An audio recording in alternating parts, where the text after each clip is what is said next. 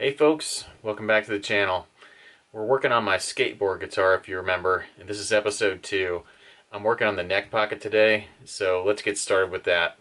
Just real quick, I just made a template. I basically took my neck, put it down on a 1/4-inch piece of plywood, traced out the shape, and I cut that out with a jigsaw, filed it down nice and straight, sanded it, and I already had a center line on there.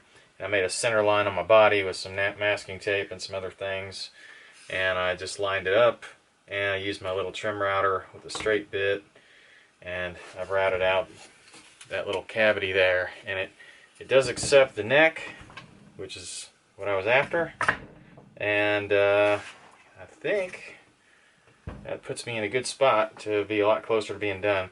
I need to still take off some material on the sides of the neck. Oh, this 2x4 is taped on here just for some height, but I've got to take some material off the sides of the neck pocket itself, and then my neck will be pretty close to where it needs to be to mount this thing, so that'll be next. Alright, now we're getting somewhere. So I had to take a couple bites at the apple on this neck pocket here. Basically what happened was, and I'll show you a still picture of this in the video, but I routed this out to a standard fender neck pocket depth.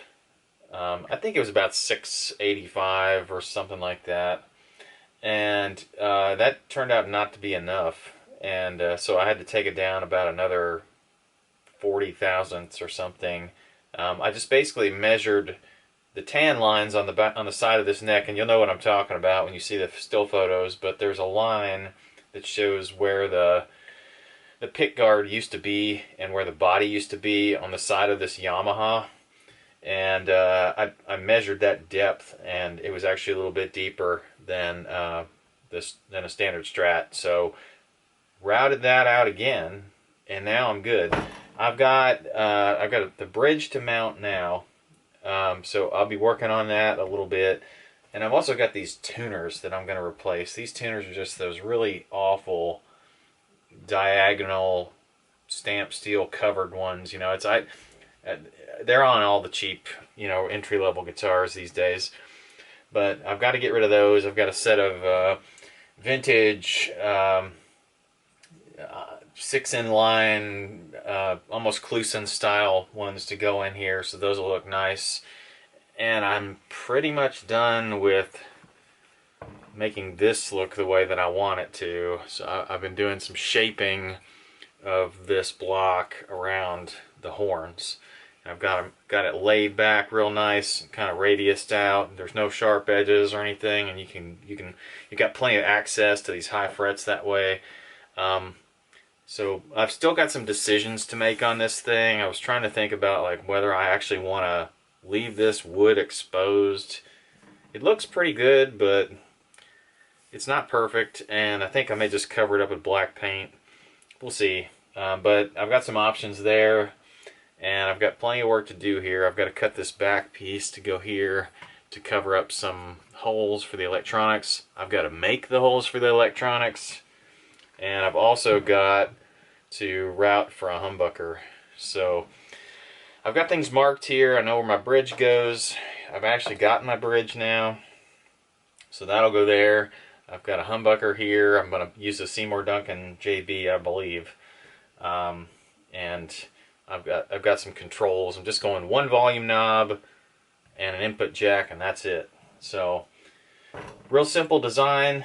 I'm still kind of not done radiusing the edges of the body. I've got a little bit of round over that I could do where some of these cuts were, and I may reshape these horns just a little bit. I think this one's definitely thinner than this one, so I'm not sure if that's the way I want to leave it or not. But I love the look of this thing. I definitely feel like I picked the right board, but a lot of work left to do, so let's keep at it. Alright, well, I'm going to be drilling new holes for the neck and the body. And I don't know that they're exactly going to match where the holes in the Yamaha body were, so I'm going to fill these holes and re-drill them with the body. So I've gone through here and enlarged all of these holes to 3/16. I've cut some pieces of 3/16 hardwood dowel rod. I've got some wood glue, and well, you know the story. I'm just going to dowel these, cut them off flush with the razor blade, then I'll sand them smooth and be ready to re-drill those.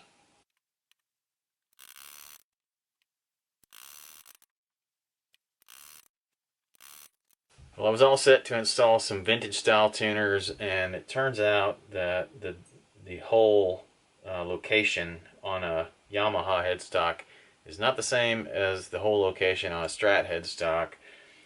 So the last tuner here was going to hang off the edge quite a bit, so I'm going to have to switch to these black Wilkinson tuners.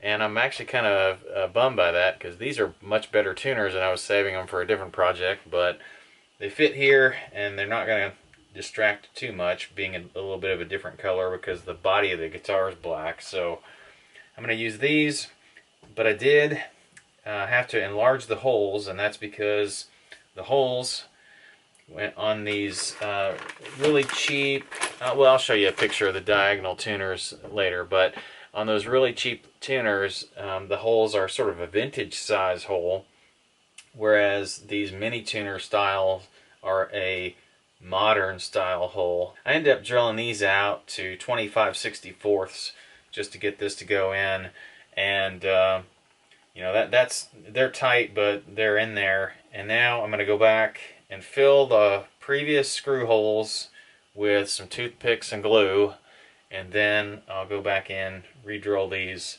and we'll be ready to go. By the way, the easiest way to install these is just to get them loosely in the hole, then use some kind of a straight edge.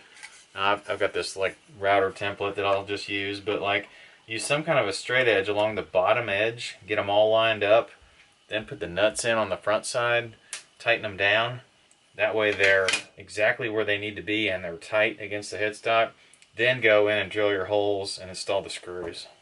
Okay, well, the neck here is still not mounted, but it's loosely in place. And what I've been doing is, well, two things. Number one, I'm preparing for my humbucker, so I made a little routing template for that. So I've got that ready to go. Got my humbucker ring. That's going to go right about in there.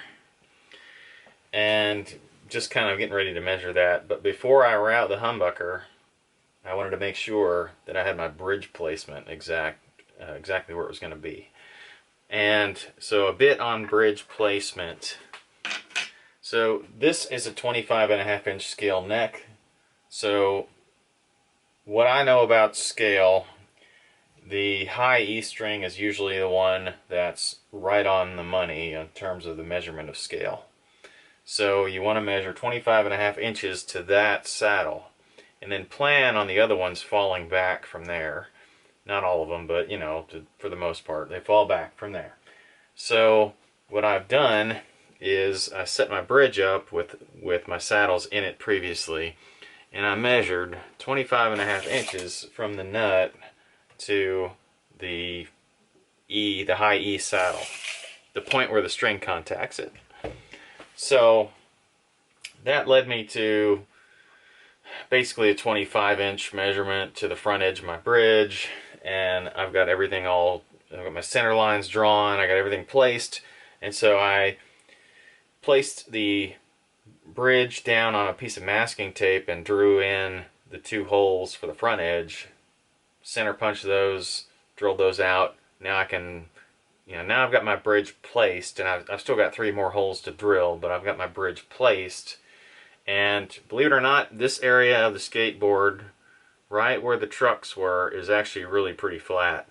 It's not quite flat with the width of the humbucker ring, but it is flat on the width of the bridge. So I think I can bend the humbucker ring slightly, or it will bend whenever I tighten down the screws, and so that'll work out great.